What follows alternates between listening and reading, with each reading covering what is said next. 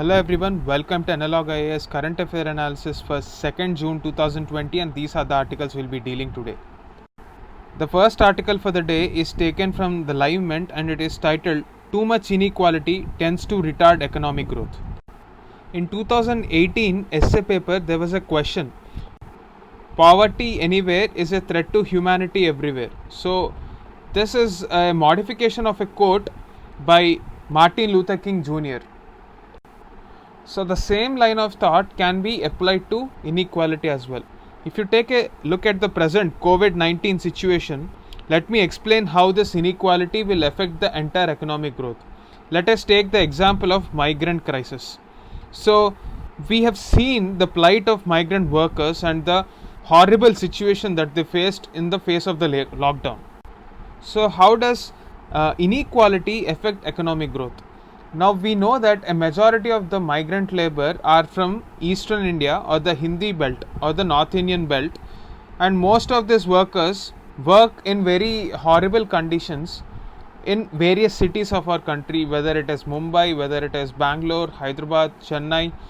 All the migrant labor form the basis for economic activity. In the face of this reverse migration back to their own states, India today, despite unlocking itself from the lockdown situation, is not in a position to produce more because of labor crisis. Now, some might argue that we have to go for mechanization, but that is not possible in the short run considering the capital cost. So, this is a fine example as to how inequality will retard economic growth. Now, let us come back to this article and try to understand what the writer is trying to say. Inequality is considered a problem in our society. To handle this problem, there are generally two perspectives. One is that of the liberal perspective, where the liberal believes that it is the responsibility of the government to take care of the poor, and this is done at the cost of taxing the job creators or entrepreneurs too much. On the other end of the spectrum is a free market advocate, where the person believes that it is the responsibility of the market to even out this inequality by providing opportunities, and the job of social welfare should be left to philanthropy. So both these schools agree on the point that inequality should be handled but differ on the perspectives. However, the author of this article feels that if we take either of these positions, we will be hurting the economic growth. Reason is, if you are taxing the super rich, they feel that it is rather better to invest in another destination rather than investing in such high tax territory. And if you leave the social welfare aspect of the economy to the philanthropist, there is no incentive for philanthropists to carry out this. So there should be a middle ground. That is what the author is trying to advocate. So how do you ensure that this middle ground is achieved? But before that, let us try to understand the outfall of this inequality and how it impacts our day-to-day life. So for example, if we have a vast majority of voters who are poor themselves, obviously they will vote for a government that spends more and more money for them. So what happens as a consequence is, the governments which come to power will be taxing the super rich individuals, and this will reduce the tax base and the culture of progressive taxation will be eroded. So this is also danger. What the government must actually focus upon is creating environment that is conducive for socio-economic development of these individuals rather than just spending. What is the probable consequence of overspending on welfare without any socio-economic empowerment? So for example, if you take the present crisis, when there is no money with the government, economic growth is completely retarded, and as a result we are witnessing social inequality. A fallout of this social inequality is crime rate might increase because of the frustration that has been building up, because they don't have enough jobs, they don't have enough money from the government, and they are very insecure. So this insecurity will eventually translate into higher rates of crime, and also there will be insecurity for private property itself. So this is how we can connect it back to that essay that was asked in 2018 essay paper, where they say that poverty anywhere is a threat to humanity everywhere or prosperity everywhere. So the other end of the thought is where this income distribution is more or less unequal. Now what do I mean by this? If you take a look at taxation, taxation must be looked at as a mechanism to ensure income redistribution. So if this taxation happens in such a way that the inequality in our society is reduced, we cannot achieve zero inequality ever in our societies. Practically that is not possible, because human beings are inherently different.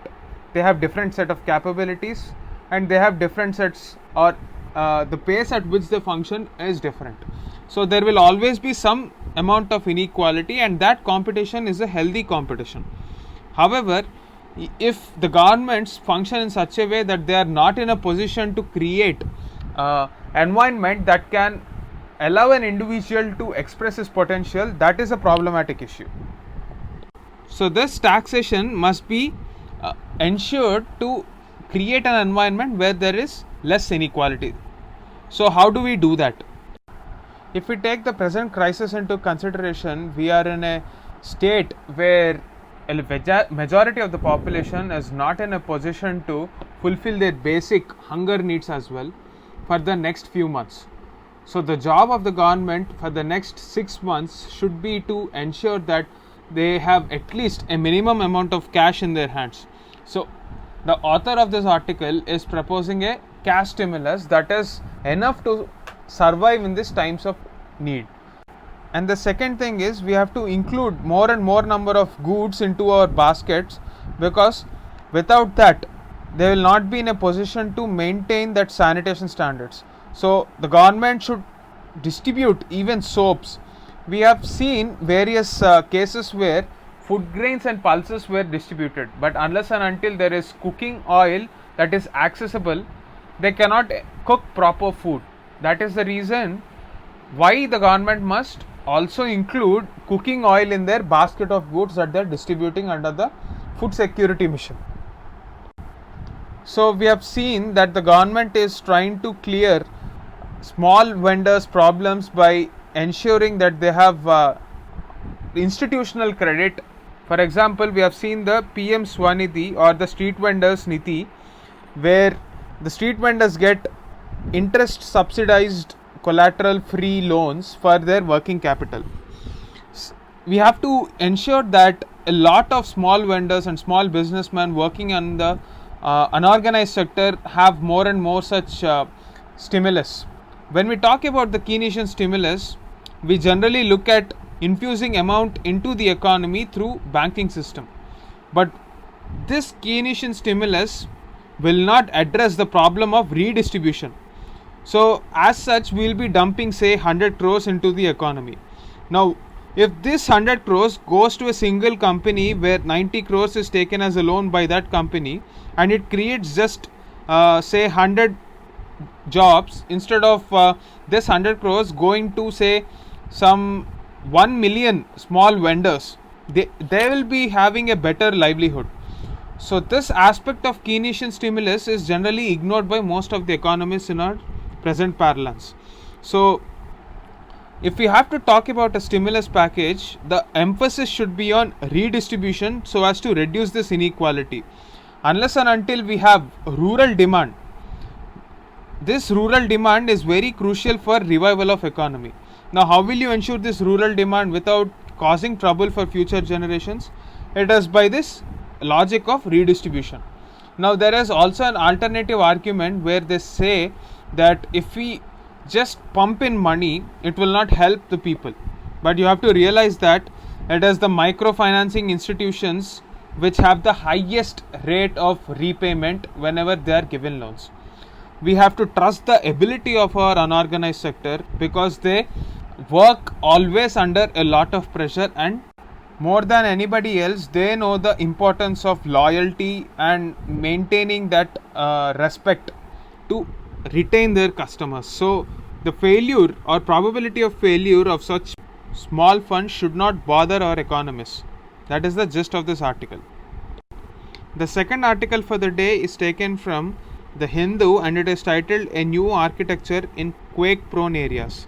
This is an article that is related to your GS1 where we are talking about important geographical events like earthquakes, volcano, and you can also link this to your GS3 disaster management. So the present focus of this article is India actually prepared to handle a disaster like an earthquake, because of the probability that we have a very big earthquake that is waiting to occur in our Himalayan region.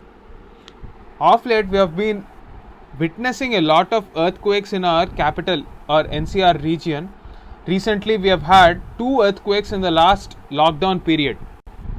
So, what are these earthquakes? Earthquake is basically shaking of the earth caused due to the release of energy from Earth's interior.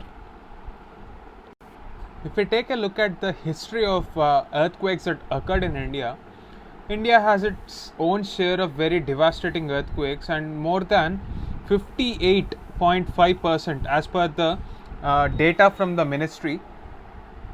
Indian land is prone to moderate and very high intensity earthquakes. Some of the very recent earthquakes that has caused devastating effects include the 2001 Bhuj earthquake, or if you take the case of 2005's Jammu and Kashmir, where even POK was affected very badly, or if you take the case of Uttarkashi earthquake in 1991, or if you take the Killari earthquake in 1993, all these have devastating effects. And recently, even Nepal region faced this problem of earthquake, which has almost blocked their economic activity and brought their life to a standstill for a long time.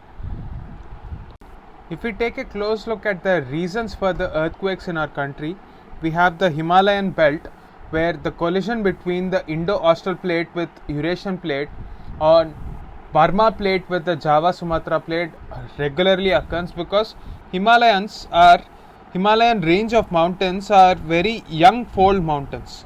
As a result, they are still moving, and this movement of tectonic plates is the reason for earthquakes in this region. And secondly, you have the Andaman and Nicobar Islands, where seafloor displacement and underwater volcanoes cause disturbance for the equilibrium of the Earth's surface.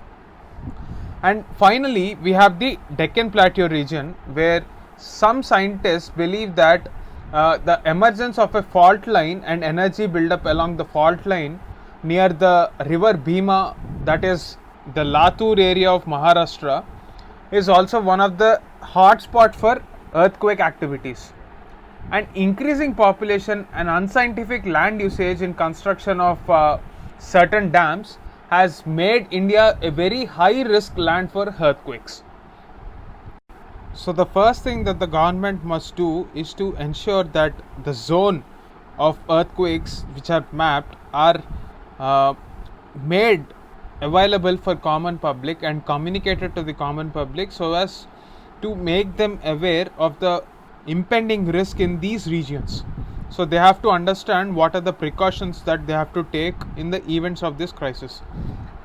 After this, the National Disaster Management Authority guidelines of 2007 has proposed certain steps which have to be taken for improving the preparedness of this earthquake problem. However, if we take a look at the present setup of things and how the architectural needs are handled by many urban areas, we can safely say that most of these guidelines are being ignored. So if we take a look at the National Disaster Management Authority's guidelines with respect to dealing with earthquake, there are basically 6 pillars. So the first one involves earthquake resistant construction of new structures and the ensuing codes which are issued by Bureau of Indian Standards. Now this aspect of the earthquake management is one of the most problematic issues, because most of the structures that are being constructed in urban areas do not adhere to these guidelines issued by NDMA or BIS. As a result, when earthquake strikes, there would be huge casualties. That is the major problem.